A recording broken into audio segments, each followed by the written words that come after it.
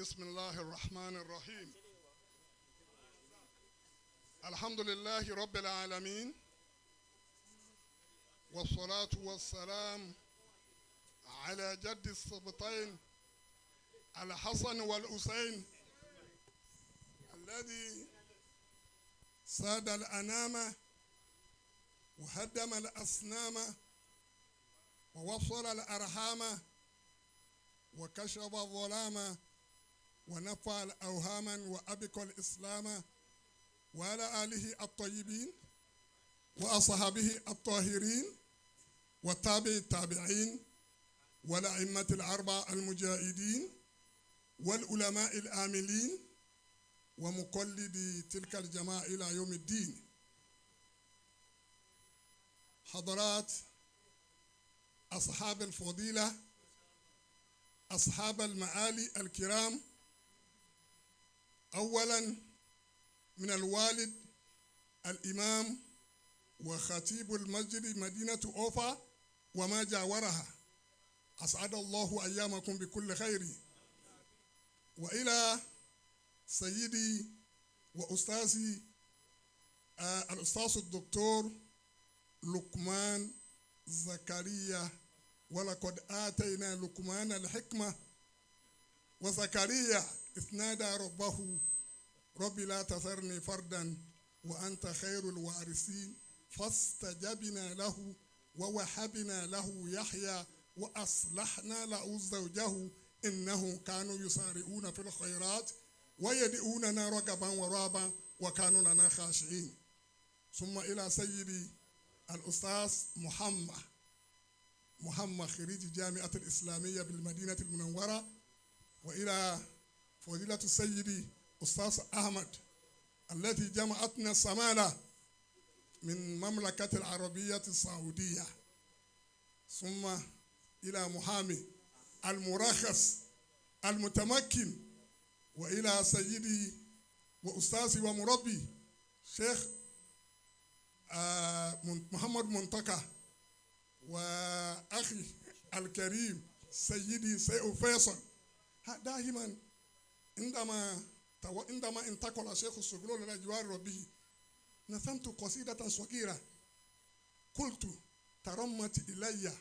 وفاة زغلول فكدت أكذب هذا الخبر إلى أن تيقنت من صدقه، فمسك قلبي عسى وانفطر على رجل من خيار الرجال يطيع لمعايمن فيما أمر.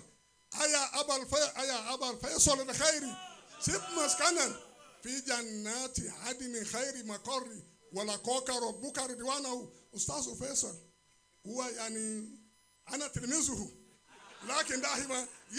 يرفض دائما. ثم انتقلت إلى أخي الكريم ابن كريم الأستاذ منتقى، وإلى أساتذتنا وإلى إخوان الطلبة. السلام عليكم ورحمة الله وبركاته. فلقد جمعتني حركات ونشاطات أياما في مدينة لاغوس مع بعض الزملاء. والله أنا أبعث عنهم والله. عفوا يا أستاذي، عفوا. أسعد الله أيامكم بكل خير، متمنيا لكم المزيد من التوفيق والنجاح. حفظكم الله دائما لوجوء الأير وراعيا لركاب العلم، وأمدكم بعونه وتأييده، وأصابكم الله بالجنة. نعم، فلقد جمعتني حركات ونشاطات أياما في مدينة لاغوس مع بعض الزملاء أباكرة وسادات جهابسة المكان وأباكرة الزمان الذين هم أراكيت العلم ذهليل الفهم عمالس الحكم وحالبي في تلك النشاطات والحركات نماء الثروة العلمية واللغوية العريقة، واستفدت كثيرا من بوادر الحركات يوما بعد يوم حتى اليوم. لا أراني جديرا ولا قديرا على الاعتذار لمكانة الأخ الكريم محمد منتقى عندي، لا قدير على الاعتذار لأنني والله أنا تلميذ في دار الدعوة. لماذا أقوم وأتكلم أمام أساتذتي؟ لا شيء أن أقول سوى أن أدخل كما دخل الشيخ مصطفى في رحاب المركز قال وفي الحقيقة خلق الله خلقه على طباع مختلفة. هناك رجال إذا دعي أحدهم بدون استعداد يلقون ما يريدون بالارتجال، وهناك أناس لا يستطيعون أن يتكلموا إلا بعد كثرة الاطلاع، وأنا قبيل هؤلاء. يسعدني أن أكون أمامكم بالأصالة عن نفسي وبالنيابة عن زملائي الذين نشأوا وترعرعوا فوق رأسه تربة الجبراء التي تقركم اليوم، وتحت رأسه سماء الخضراء التي تظلكم. نشأنا فيها كطلاب عاجم نتعلم اللغة العربية والإسلامية حتى تعددنا وكنا عشرات، ثم ازددنا حتى صرنا مئات. ولست مبالغا إذا قلت إننا اليوم بلغنا ألوف أو عشرات الألوف. كلنا اقتبسنا نور العلم والإسلام من هذا المكان، وعمل كل منا شعلة هذا النور معه إلى مختلف البلاد وفي مختلف الميادين. فينا دعاة يدعون إلى الله بالحكمة والموعظة الحسنة، وفينا وعظ يتجلجلون في القرى ويدعون إلى الله، وفينا مدرسون يعلمون في مدارس العامة، وفينا الذين أسسوا المعاهد والمدارس على اختلاف المستويات لتعليم الدين الإسلامي، وفينا موظفون في دواوين الحكومية كوزارة الخارجية والداخلية والإعلام ودور القضاء، وفينا من اقتصر على ما تعلم من هذا المركز ولم يلتهك بجامعة في الداخل ولا في الخارج، بل صار يعمل بما علم حتى ورثه الله علم ما لم يعلم. وأنا العبد الفقير من أولئك الفريق، وآخرون التحقوا بالمدارس الإنجليزية وتخرجوا دكاترة، منه عبد الرزاق أبو بكر وأستاذ يونس عبد الله وهو قاضي في ولاية كوارا، وآخرون التحقوا بالجامعات في البلاد العربية كمصر والسعودية وليبيا وسوريا وتأصلوا على الإجازات العلمية العالية، ثم عادوا إلى بلادهم وهم الآن في مختلف المناصب العالية. ومن أولئك الأستاذ محمد الراجي. ولم يكف الأمر في نيجيريا، بل تهداه إلى الأقطار المجاورة كبني وتوغو وغانا وسائل العاج، فربما قابلتم عددا منه في جميع الأماكن التي مررتم بها أو التي سوف تمرون بها. إن كان كل هذا وذاك قريبا نظرا لكون هذا المكان بعيدا عن الجو العربي، فالأقرب أن يكون كأس العمل على جود فرد واحد، ولا يجد مؤونة لاحقة من الحكومة ولا من الجمهورية ولا إيها إلا نادرة، بل قام وحده حتى نجا على يديه عدد صاروا يساعدونه في أعماله. وكم من عقبة وكم من صعوبة وكم من عرقلة يدعوها في طريقه الأعداء، ولكن الله تبارك وتعالى نصر عبده وعز جده وعزم العذاب وعده. لا إله إلا الله ولا نعبد إلا إياه مخلصين له الدين ولو كره الكافرون. يا صاحب الفضيلة، هذا قليل من كثير مما يسمع به الوقت. أستعرض إلى فضيلتكم لتعرفنا نحن ومن أين نحن. وكان أستاذنا الذي ربانا يقول لنا دائما إنه لم يكن قد تعلم في البلاد العربية، ولكنه تثقف بزيارته إلى البلاد العربية وباتصال المشايخ العربية عام حجه سنة 1946 الميلادية. اليوم نقف وراءكم جميعا نتمثل بين أيديكم كقطرة من قطرات الأزهار ونفحة من نفحات وبركة وثمرة من ثمراتنا، وأستاذنا الأكبر وشيخنا الأكبر وإمامنا الأكبر فاقبلونا فاقبلوا منا، والسلام عليكم. أحسن ما قاله الأستاذ الراحل العملاق الذي كان آية من آيات الله وعجوبة من عاجب الدار، وكرامة لشيخه لأنه أول من تباخر وتخرج في مثل سنة. رحم الله شيخ مصطفى في سنة 1979 ميلادية في حفلة الهجرة النبوية قال الشيخ زغلول: ولولا الهجرة لم تكن المدينة المنورة، ولولا الهجرة لم تكن دمشق ولا بغداد، ولولا الهجرة لم تكن قرطبة ولا تليتلة، ولولا الهجرة لم تكن لندن ولا باريس ولا نيويورك. ولو أنصف هؤلاء المتمدنون لجاءوا يحتفلون معنا بذكرى الهجرة. كان الشيخ زغلول قد اجتمعت في شخصياته من الخصائص نبوغ فطري، ذكاء نادر، وعقل راجع، وخلق كريم وترفع عن باطل حياة الدنيا فوهب نفسه بما فيها من هذه المزايا للعلم والأدب ففاز منهما بعصم النصيب. لقد كانت ثقافات الإسلامية لعصر الشيخ زغلول قد استبحرت وتشبهت فنونها تدوينا وتعليفا ووضعا وترجمة واقتراصا كما كانت الشيخ مصطفى اطلع على كل هذه المعلومات.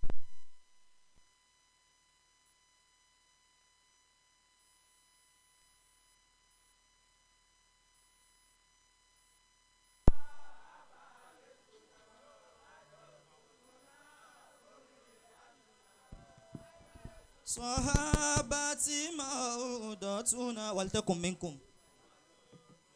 Naam. Tọ́ àdúgbò lọ́dọ̀ Ọlọ́run. Mo bẹ̀ àwọn jàmáà pé kí wọ́n má bínú sí mi láti sọ Yorùbá. Ṣàpọ̀ máa kéwù sí ni mi lọ́dọ̀ Professor Lukman. Èmi ò lè sọ Lárúbáwá báwọn ti ń sọ. Àti lájú bólbólù ìfìríkì. Bàbá mi máa mú ọ̀fà. Bí wọ́n bá kẹnu bọ̀rọ̀ nísìnyí, òǹkàlùkù ọmọ wò wọ́n ni. Ọlọ́run jẹ́ kí a rí yín pẹ́. Ìfẹ́ ó dára púpọ̀. Èmi ò ní ọgbà o pé fẹ́ dá torí gbogbo nǹkan náà àìsùn lè yọ mi máa ṣàbàb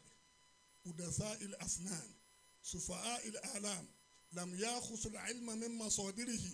wala min ar-rasikhina fil ilmi qarahu al-aya aw al-ayatain aw al-hadisa aw al-hadisain mimma nasabu anfusahum yukaffiruna al-umma yudallilunaha yufassikunaha yubaddi'una man khalafahum. Gbogbo ẹni tó bá ti yapa wọn lérí mọ́sí àbí adéọ́líjì táwọn gbèsè rí wọ́n á òun bí díà lélẹ́yìn tó bá ti yapa kọ́ àkíwọ́ onídẹ̀ẹ́lílù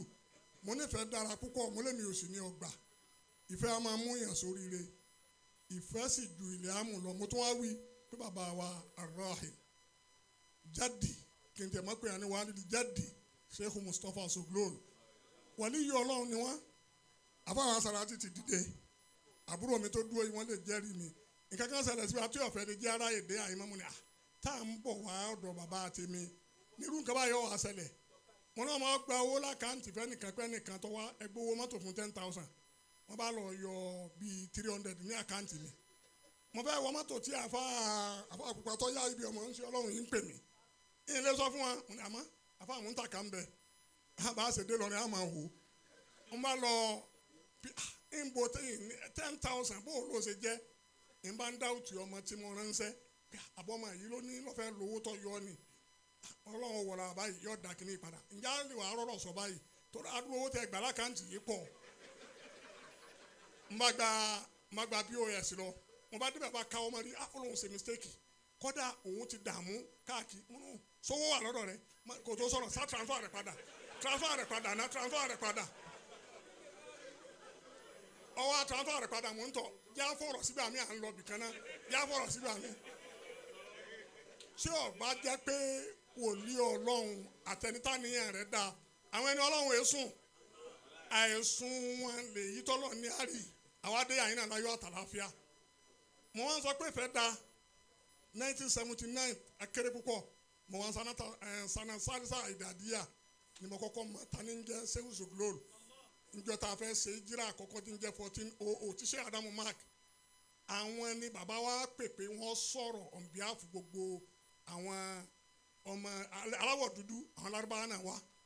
wọ́n wá wá ń jọ náà bàbá wọ ọmọ last time wọ́n sì ṣe fìlà wọn báyìí bí wọ́n ti máa ṣe yìí nǹkan àwòtá lẹ́ni wọ́n ní Zuglool eléyìí bá wù mí púpọ̀ njọ náà lọ́hùn àmọ́ tí ń jẹ́ bẹ́ẹ̀ àmẹ́nu èyí táwọn sàdá ti wá rí kọ́lẹ̀ òun lèyí tí mo ti há láti jọ náà dòní 20 pages ni bàbá kọ wà lọ́wọ́ láàlì ìjìra wa ní gbogbo ẹ̀ kò sí fídíò èdè ńjọ náà a máa rìkọ́ọ̀dù yìí kèétí ẹ̀ tí ì dé rárá wà lọ́wọ́ láàlì ìjìra tani à ń ṣe ọlọ́mọ́sàdé ń ju ẹni yìí fa àtìgbà náà nífẹ̀ẹ́ mi ti wá pọ̀ gbogbo nkálukú wa mà ńgbà tó wá di 1983 ní sẹ́wọ̀n láti àríwá wa jadul haq àwọn ni wọ́n wá ṣe tàrífù mọ́ríkàsì tá àti ìrí tàrífù kan èmi ò tí ì síwájú ẹ̀ bóyá kí n tó dáyé o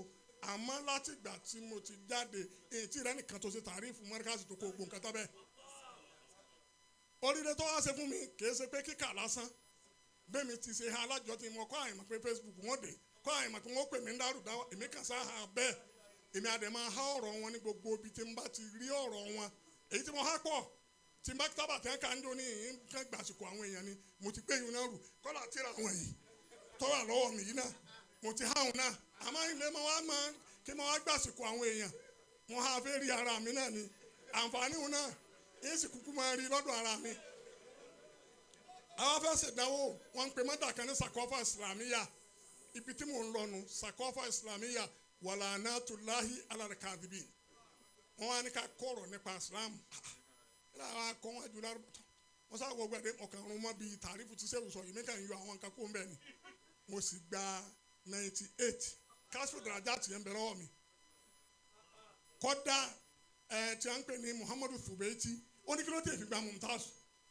ó ní nǹkan tó ń rí ọba wo gbogbo kìnìún sọ́tà ó ní bí ètò ti ṣe dáadáa náà mà alhamdulilayi ẹlẹ́jẹ́ ìdíjí dáa iná dáa ṣé mo sá ti ṣe dáadáa ń bí eléyìí níbi tí mo jà lùbáríkà àbádé tí mo fi ní ìfẹ́ dáa kéèyàn sì máa ṣe ìkíláàsù sí yàn á rí pé fẹ́ bàbá ọmọ mi mo ti pàdé wọn ní 1990 ní romando njoku mo sì sáré bẹ̀rẹ̀ lẹ́gbẹ̀ẹ́ wọn sọ pé nàìjíríà lè wọ́n ń sún sẹ́yìn bí n ti ń súnmọ́ wọn ọmọ yín ni bàbá láti mẹ́ríkàsì kọ́dà báyìí báyìí ọ̀rọ̀ yín báyìí báyìí ọ̀rọ̀ yín báyìí báyìí nbà sáré kà fún wọn lábẹ́ ẹ̀gí wọn bá dúró bàbá bá ní yé ọlọ́run ẹ̀dẹ̀jẹ̀ ká súnmọ́ra wa ẹ̀dàkùn ẹ̀ máa wá mi èmi náà máa wá yín mo fi padà sí Saudi ọ̀hádìyà 2000 àjùtò yín sàrà tìmù ní níta ń kà yìí nígbà tí Muhammed wa béèrè kẹ́límà kan lọ́wọ́ mi mo ní mo wá kà fún bàbá ní dárú dáwà torí nígbà tó bá há nǹkan bẹ́ẹ̀ tí ó sì jẹ́ pé wọn ò tẹ́ níjọ́ náà lọ́hùn tàrífù yẹn wọn àtẹ́ ibi kẹsẹ̀tì gbígbọ́ láti ha mo wá kà fún ọ pé bóyá àtọwọ́ wà ń bẹ̀ tí wọ́n lè sọ háhà rẹ̀ mo wá kà fún ọ dárú dáwà mo wá kà látòkè délẹ̀ bàbá ní bó ṣe rí náà nù mo tó ẹmu tí èyí tẹ̀ ká ní géètì rẹ̀ náà mo tó kà yíwọn náà bẹ́ẹ̀ mo èyí tẹ̀ ká ní ti jíráàní ẹ dákun mo láti wá lè rí yòókù bàbá náà ìwé pọ̀ nílé sọ pé àlàbà ò pọ̀ lérí mi máa bí tí mo dà á sí mọ́ ọlọ́run kọ́mọ́sá kẹwọn alibarika àwọn táwa wá ń jẹ káàkiri ní gbogbo ibikíbi lèmi máa sọ fún wọn pé ẹ lọ́ọ́ mọ̀ wọn ara yín ẹ lọ́ọ́ ibo lẹ́ẹ̀tì dá kọ́kọ́ dà sẹ́wù zògbólóró à ń pe muhammadu kan ní muhammadu awad ní Madina njọ́ tí ọkọ̀ bẹ́ẹ̀ ni máa fún yàn lówó àwọn ìwání ni ó ń gbé hajjul ìmọ̀ràtù kìnìkà kúrídì ní Madina wàláhì mọ̀lọ́ba wọn ní tàrífù sẹ́wù zògbólóró àwọn oníwà wàlídì ìwà ọ̀stáàsì tọ bí o ṣe bí mi kankan mọ́ wọn ní kí á gan kaba yìí la fẹ́ ṣe ó sì sáyìn rẹ̀ fún mi torí náà àjàlùbáríkà bàbá púpọ̀ ẹ jẹ́ ká ní ìkíláàsì ẹ sì jẹ́ ká máa fẹ́ràn yàn nítorí ọlọ́run gbogbo ń tó rò lóore tó bá pẹ́ torí ọlọ́run ló fi ń fẹ́ràn yàn wàláhì yóò kóore bá ọ ẹ sì jẹ́ á ní ìsọ́ọ̀fù sáfà wa tá a bá ní ìsọ́ọ̀fù sáfà wa masalùlẹ̀ alátakọ̀kọ́ mú sẹ́wọ́sọ gbólóò náà ni ọ̀rọ̀ lè má yẹ àwọn èèyàn a máa ń sọ ẹ̀yọ̀ kan bẹ́ẹ̀ níjọ́ tí àwọn àfáà mẹ́jọ ń bẹ márkàsì bàbá kún wọn jẹ́ mẹ́sàn wọn láwọn ni wọn kọ́kọ́ fún márkàsì ló kọ tí márkàsì ń jẹ́ dàárọ̀ yìí gbogbo àwọn méje wọn bá gángọ̀ wọn bá kọ ìsìkọ́lá lẹ̀ láàárọ̀ ọjọ́ kejì okùn sí òṣèlú lólu àti bàbá nìkan bàbá wa dé bàbá ní àwọn ọmọ tí mo kọ́ ń ké wọ́n ṣe sáwúrà lérí mi tó báyìí bàbá á ṣe ọdún mẹ́ẹ̀ẹ́dógún márkàsì ní dàgbére ṣiṣẹ́ ìmọ̀ ọlọ́run ọ̀ràn mi àwọn ọmọ tí mo rè tí mo kọ́ wọ́n sì gángọ̀ fúlẹ́rì mi wọ́n sì kọ ìsìkọ́lá kalẹ̀ wọ́n á jókòó ní mọ́sáàsì sí òṣèlú lólu dákẹ́ wọ́n sì gbèrú wọn pé ìyá lè dání ọlọ́run mọ̀ sí mi nígbà tí bàbá ìwà rè mí tán tí mo wá dẹ́ntì gbogbo ayé wọn ò lóhùn ò ṣe mọ́ ìyá lè tákà wọ́n mọ̀ sí ìwọ náà nígbà tó wọn á ń bọ̀ tí wọ́n fẹ́ wá ní bàbá yìí lóhùn ò ṣe mọ́ wọ́n sà ń to ọ̀rọ̀ wọn bí wọ́n ṣe máa tó wọn ní omi bá ń dà lójú Sheikh Adam wọ́n ṣe Adam wá sí báyìí tàfà wọn padà wọ́n ní àbàbá ẹ jẹ́ ń dùn yín nù mo ti rá àwọn ọmọ tá a ti rè tí wọ́n ti gbiná ẹ rí i pé yọ balance padà eléyìí hafi sájà dádì àwọn eléyìí hafi sọrọbíà àwọn eléyìí òun ló ṣiṣẹ́ náà ń jọ náà lọ́rùn kò wá sẹ́ni kan tó ná tí ọ̀rọ̀ yìí máa fà wọn rí ẹni rẹ̀ ń tó sọ fún mi rọ̀ yìí wọ́n lọ ọ̀há ọ̀rọ̀ Sheikh Zugloool jù mí lọ wọn ní sí ẹ bá búlù lọ́rùn wọn ni ó ní kọ́dà àwọn tó bá búlù lọ́rùn àwọn ọba mọ́ríkàsì ẹni ní àwọn tó bá búlù lọ́rùn wọn tó lóun hà jù mí lọ àfa náà ti kú kọ́lọ́n kọ́kẹ́ ẹ wo orú oore tí wọ́n ṣe kí mùdírò tó tún wá fi ńláńlá lé lójú àfáà mọ́ntàkà ipe tó bá rí àwọn ọmọ sàárẹ̀ púpọ̀ láti kékeré Sheikh Zugloool ní wọn kó gbọ́ àwọn ọmọ jọ pé ẹ máa ṣàdúrà ọlọ́mọjọba yìí ó kú mùdírò sunkún jáde ń sọ ni èmi ò gbọ́ orí lẹ́nu wọn ẹ kú wà ń bẹ̀ ẹ wo gbogbo yìí tí sí Ádámù fi wá ní ọkàn pé tọ́lọ̀ ń bá bí pé Ádámù kì í lọ ṣe láyé bí n bá rí kẹ̀kẹ́ mi ní tọmọ kọ́tà fàǹkẹ́ wọ́n sì dàfa eléyìí náà tó fún mi. ẹ dákun torí ọlọ́run wọ́n ṣàjẹ́ ká jọ wọ́n mo sáré rẹ̀ títí ọmọ mi bí máa ń jọ ní mo wá ní ó kọ wúrọ́ fẹ́ sọ ìbí sì ni pé Mustapha Zuglóol mo fẹ́ sọ ọba ní Abdul Qodir mo ní sẹ́ Abdul Qodir tèmi ajá sọ tàwọn àgbàlagbà náà òun nínú oníjàdù yìí tí wọ́n lọ sàsọ́lẹ̀ pé Abdul Qodir ọmọ tẹ́ bá bí Abdul Qodir yẹn sọ kó sì lọ́ọ́ lè kéwù ni ó ní bàbá òun kì í ṣe tìyín mo lọ́mọ yọ sẹ́mi lẹ́yìn mo ní ó kọ àfáà mi tí mo fẹ́ sọ lẹ́nu kẹ́kẹ́ ìsọ̀ ńlọrin mo fẹ́ kí wọ́n gbé ní Mustapha Zuglóol lóko yìí náà ni ẹ máa bá ń gbé ọlọ́run ó sì wọ́ láàyè yóò ṣe bẹ́ẹ̀ fún mi ọlọ́run ó sì wọ́ láàfẹ́ tí mo ní sí bàbá kò sí ọmọ Dáwà tí máa rí ẹ rò pé mo rí ànábì ni inú mi máa dùn gbogbo mo ń béèrè tán bàbá títí gbogbo ọmọ bàbá kò sí ìtì máa nu wọn mo béèrè dédé ajá amúdálà àfàsùrákà mo ti kó kọ wọn ọlọ́run ní ìpàdé wọn rí ni àfàfẹ́ sọ̀nù n bá kọ tíra tí máa fún wọn máa fún wọn tíra kan máa kọ ìsáàsì wọn ni pẹ̀lú ògbọ́n ààyè padà wọn ni wàláhì kì í ṣe pé n fi ń ṣe mùmálágà àbí n fi ń ṣe ojú ayé wàláhì bó ṣe lọ́kàn mi àfa mi rẹ jẹ mo sì gbà tọkàntọkàn bẹ́ẹ̀ ni olúwa mo sì rérè rẹ jẹ wàláhì kábàámà rẹ èmi mo mọ rí oríire tọ́jà lábà fún mi ìwọ tó àwọn ń ṣèkàn yòókù náà ṣàkọ́wà tí ó jà lábà fún ọ òkùnkùn rí báwọn bàbá dáadáa ti ṣe ní bàbá àmọ́ mú ọ̀fà bí wọ́n ṣe gbà fáfá wọn ni wọ́n sọ̀rọ̀ ṣéwù kàmáàlì lọ àmọ́ ntọ́fà ṣe ẹ wo bọ́fà ṣe kéré ẹ wá wo ntọ́fà kó sínú sàdúgbò fẹ́ ju oore tí ń bẹ lọ́fà fẹ́ ju ta Amẹ́ríkà lọ inú wọn ẹgbẹ́ abá àbátí ẹ̀ máa wú àwọn èèyàn àmọ́ bàbá yìí tó bá bẹ̀rẹ̀ ọ̀rọ̀ báyìí ẹ sì dààmú ká irú èwo tó lé léyìí ní ọ̀fọ̀ àwọn kan náà bàfà Jamiu lọ́fọ̀ àwọn kan náà olówó yọ̀ wọ̀ ní kàbáyìí ó lè ra gbogbo àdúgbò sọlọ yìí tán tí ò ní dé bá ń jẹ́ ọmọ kọ chẹ́ẹ̀kì báyìí lọ́fà kan yìí náà àmọ́ tí wọ́n ṣe fọlọ́ àmọ́ kìí ṣe pé máa wá súdífà o oore kan wá opportunity mo gbọ́ lọ́dọ̀ àfa múntàkà wọ́n ní kẹ́lìmọ̀ opportunity yà látàtàkàrà pé opportunity kìí wá lẹ́ẹ̀mejì tọ́ba ti rí opportunity ẹ̀kan náà ni tó kéwú lọ́dọ̀ àfa tó ti sàṣàṣà àfa òun opportunity rẹ̀ ló ti dùnú ebi bú wọn máa bọ̀ kiri sọ́tún wa lọ́dọ̀ opportunity ẹ̀kan náà ni máa wá ẹ jẹ́ ká ṣe àwọn ọmọ akéwù ní ìbá gbogbo àwọn afọ àwọn àtọ́jọ́ kó sọ̀rọ̀ wọ́n ti débi tọ́ga afọ àwọn Ahmadu afọ àwọn Muhammadu ntí mo fi fẹ́ràn àwọn náà ni ọ̀rọ̀ bàbá lèmi máa bí wọn tá a bá ti rí abá ọ̀rọ̀ bàbá lásọ mo ní bóòlù ẹ̀ máa ń lọ lọ́sàn tí n bá ti ráyè tí n bá ti ráyè ilé bàbá náà mo gbé olúwa ẹ jẹ́ ká fẹ́ràn afọ àwa ẹ jẹ́ ká ní ìsọ́ọ̀fù sá afọ àwa ẹ sì já iṣẹ́ Sheikh Zuglóol wàláhì àwọn pòfẹ́sọ̀ ni ó tó yẹn jẹ o èyí tẹ̀mí kọnu mo búra pẹ̀lú ọlọ́run ọba ní dókítà ọkàn mi máa bá mi rà Sheikh Zuglóol wá ṣe mistake àtọ̀ tó bá kọ tèmi sí mistake lè wà mẹ́ àmọ́ ọ̀rọ̀ bàbá yìí tí mo ti há yìí wàláhì kò lè ṣe mistake mẹ́ lẹ́ni tí ò délẹ̀ lárúbáwá rí ni wọ́n á sọ lọ níparí ọ̀rọ̀ mi tí wọ́n á sọ yorùbá wọn ọ̀dẹ́ dáadáa ni lọ́yẹ̀ ẹ̀ má bínú ni wọ́n á sọ lọ lẹ́ẹ̀kan mú ní ìjìtámà fi Sheikhina Mustapha Zuglóol min al-hasaiz ما يعز به اجتماعه في أعظم الرجال نبوغ فطري ذكاء نادر وعقل راجع وخلق كريم وترفع عن باطل حياة الدنيا فوهب نفسه بما فيها من هذه المزايا للعلم والأدب ففاز منهما بعصم النسيب لقد كانت الثقافات الإسلامية لعصره قد استبهرت وتشبهت فنونها تدوينا وتعليسا ووضع وترجمة واقتباسا كما كانت قرائن العلماء قد جادت برواي العلوم نثما ونثرا فاطلع الشيخ زغلول الى كل ذلك اطلاع تدبر واستوعبه واحاط به فكان كامل العده تم الآلة لا ينقصه الشيخ من ثقافات عصره وانصرف عن صروف الحياة الدنيا إلى العلم والأدب والتفكير فنظم ونثر وألف ودرس كان مستقل رأي يجهر ما يعتقده ورائده الصدق وغايته الحقيقة ووسيلته إلى ذلك أدبه المتميز بكم بارين كسو بولون سنكي بابوتوني أنا كان صورون أن تلوخ دم لسان العربي أن الشيخ مصطفى زغلول خدم لسان العربي عربه اللسان قدم لسان العرب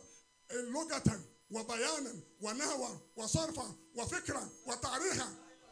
عربه اللسان bẹ́ẹ̀ bá ń gbọ́ gbọ́nà alárúbá gan bá ń gbọ́ ṣé olè á sí àbíjádùn hak ẹni ìròpẹ́ ọlọ́run ní kò sojú àwọn kan nígbà tí wọ́n ka mọ̀kọ́lá náà tán eré àga tó jókòó sí ga tó báyìí ó sì dìde wá ó wá gbé ọwọ́ ṣéun ṣùgbọ́n ó fẹ́ ja ọwọ́ yẹn jọ̀hún bí ṣe ń bí ọwọ́ yẹn ni wàláhi wal Qur'an al-azim bí ṣe ń bí ọwọ́ ṣéun ṣùgbọ́n ni ntí lárúbá yẹn ṣe báyìí àárí ìgbà wọn ò tẹ́ àwọn kẹsàtì tí wọ́n ti wá rìkọ́dù ẹ̀ làwọn lọ jókòó tì làwọn ń gbọ́ ẹni tó gbọ́ pírọfẹsọ Aminu Bẹ́ńkánú nìsín òun lọ́kọ́ náà bí tó ń kọ́ dé ní ètè mi náà kọ́ ni làjọ wá ṣe gbàgbé dìsí mo lọ Kánú afa Ibrahim lè jẹ́rìí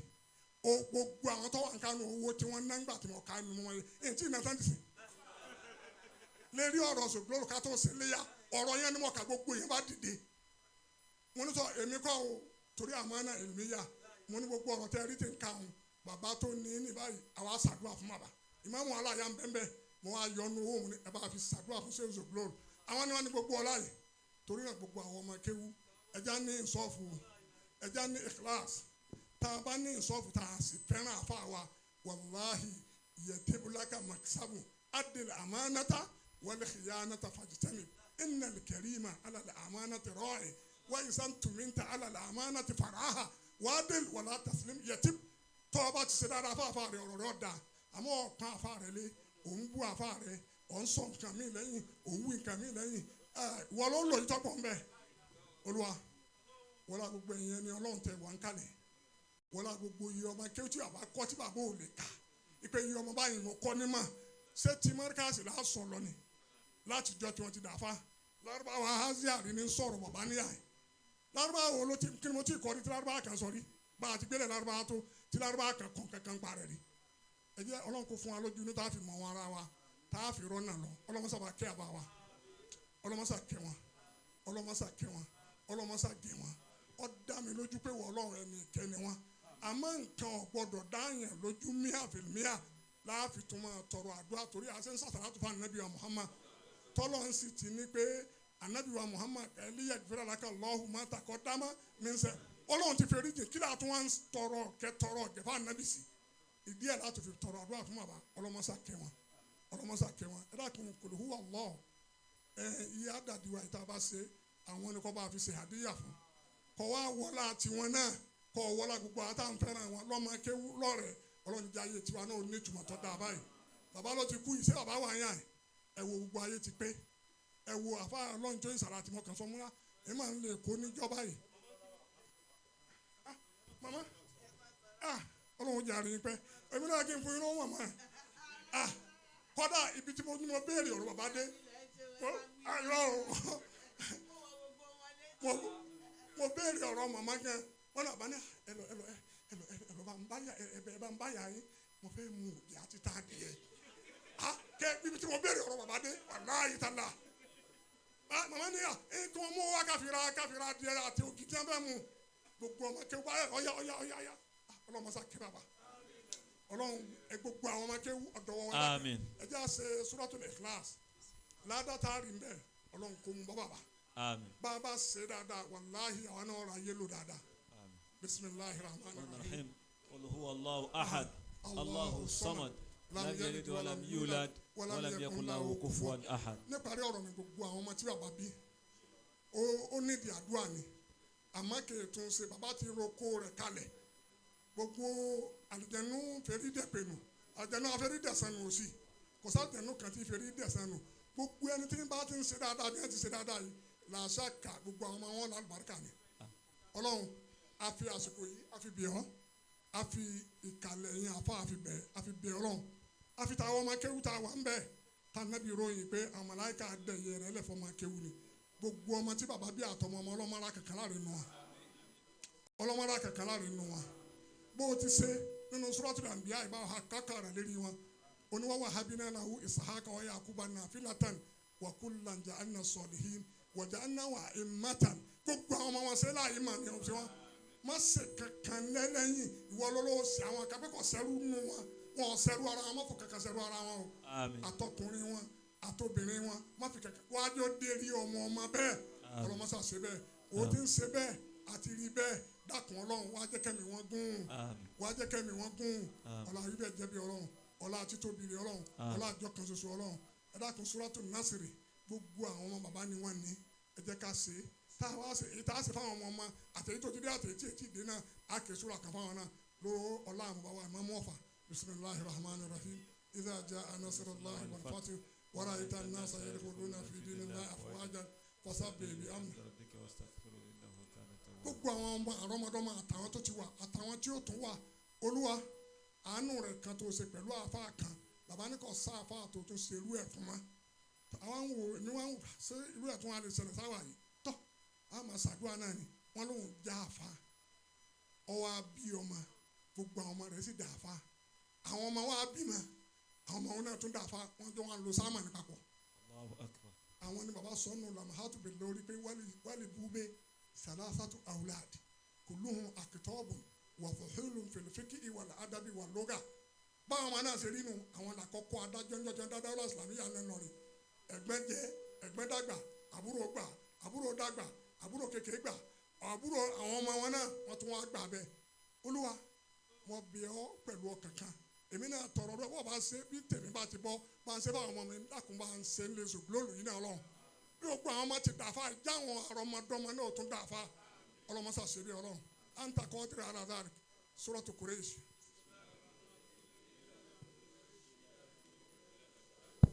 وليعبدوا رب هذا البيت الذي أطعمهم من جوع ومن خوف. سبحان ربك رب العزة عما يصفون والسلام على المرسلين. lọ́yà الله أكبر. nígbà tí a mọ̀ pé ẹsẹ̀ fọ̀rọ̀ lọ àwọn kó èyí tí débi kankan bá wọn lọ bẹ́ẹ̀ ni àmọ́ kí n má gbà àsìkò. ayakumullah kọ́lọ̀ jáde pẹ́. ẹ wá ní mu àbá mi máa mú ọ̀fà ládùúgbò àtàwọn tí wọ́n wá ẹ dákun ẹ má bínú ẹ má jẹ́ àkájú àdúrà àwọn ti gbà àmọ́ ká tún kún wọn ládùúgbò bá wa máa mú ọ̀fà ọlọ́mọṣà jẹ́ kẹ́mi yóò gùn. ẹ kú àtẹ̀lé gbogbo gbà ẹ kú tẹríba bí bàbá ti ṣẹnu kìí sọ̀rọ̀ owó ní ẹ pé bàbá ń bì kan tí bàbá ò fi wá wàláì gbogbo bí tẹ bá pè é àbó ní nǹkan kan tó bá jẹ́ pé ìsìláàmù ló gbé lọ́wọ́ wàláì bàbá wà ọlọ́mọṣà jẹ́ kẹ́mi yóò gùn báyìí mo fi tí ń tọrọ fún pòfẹ́sọ̀ wa náà ọlọ́run ní jẹ́ ẹ̀ máa padà sí ibú ilé àfààyàn ẹ̀yin náà rore rẹ̀ gbogbo ẹ̀yin ọmọ sáyìn náà rí lára pòfẹ́sọ̀ nísìn àwọn dàkátìrà kan wọlé yìí gbogbo owó tó bá ń yọlẹ̀ ẹ̀dá àfàà rẹ̀ wàláì àtibọ̀tán rẹ̀ ò ní dà wàláì kìí ṣe kọ́là kó o ṣàdúrà kó o ṣe gbogbo ẹ̀ tó o bá ń yọlẹ̀ ẹ̀dá àfàà rẹ̀ àtibọ̀tán rẹ̀ ò ní dà bàbá mamu ọ̀fà ẹ dákun alámúná ṣìra mo fẹ́ ká ké fún bàbá yìí oore mẹ́ta tọ́lọ́ ń ṣe fún anabi wa Muhammad oore ní òsì ṣe é fowó rà àfikọ́lọ́ ò ṣe é fún yàn ìṣẹ̀rá òsọ́dìrì talọ́lọ́ tún lè ṣe irú ẹ̀ fún ma àfànàbí wa Muhammad ọlọ́mọṣà bá a ṣe fún yín. wọ́n wá bá náà à ń ka wíṣọ kálẹ́dì ẹrù tó wúwo tẹ́ ẹ̀ lé gbé tó lè káyàn lẹ́yìn ọlọ́mọṣà bá yín gbé bàbá wàrà fàánà lákàsì kìrákà òun wà lè tọ́sẹ̀lẹ̀ tí sẹ́wùsọ̀ gbólóòlù yìí ọlọ́sẹ̀ sáà nàbí wa Muhammad ẹwà àtọ̀fà ni wọ́n ti wá ẹwà olú tí gbogbo ọmọ kéwù ti wá kéwù yàn bàbá ó sì lọ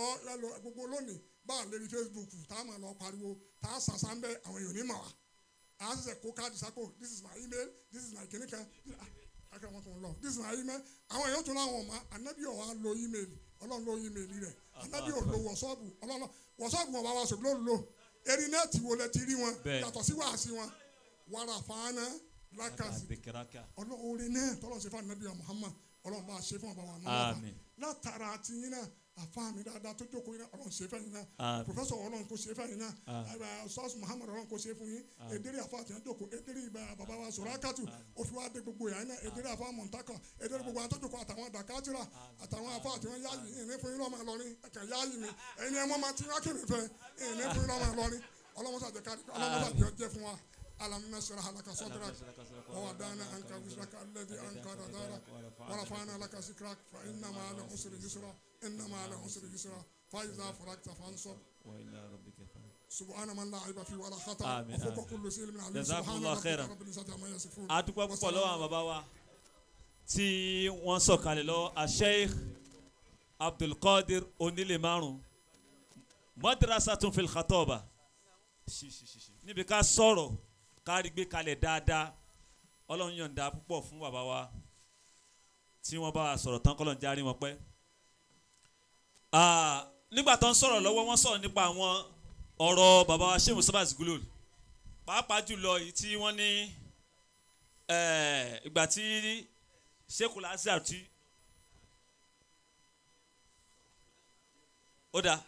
ní tí ò ní pẹ́ kakọ̀ mọ̀ pé kẹ́lìmọ̀ Sheikh Mustapha Zugloool yẹn ó ti wà ní títẹ̀ ó sì wà ń bí wọ́n hà fún wa ká tó lọ.